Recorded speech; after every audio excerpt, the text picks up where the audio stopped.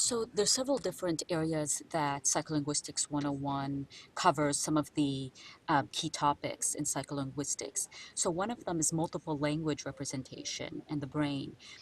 How does knowledge of multiple languages interact and overlap in terms of representation in the brain? And to what extent are different languages kept distinct? Yeah, that's a great question. So, what it looks like happens, there are a number of things that happen when you have a second language at your command.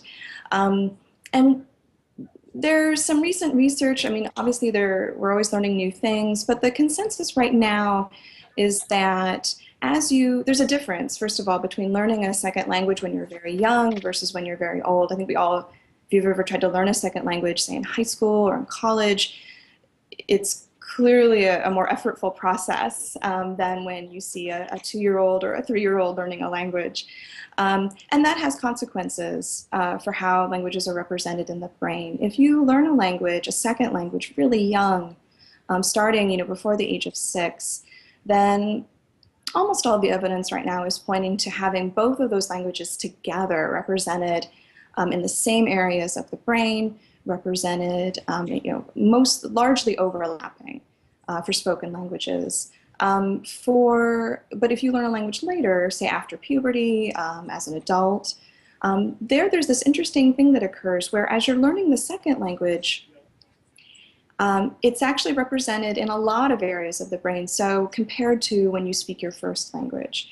So for example, I'm a native English speaker. I, with great effort and difficulty, learned French in high school and college.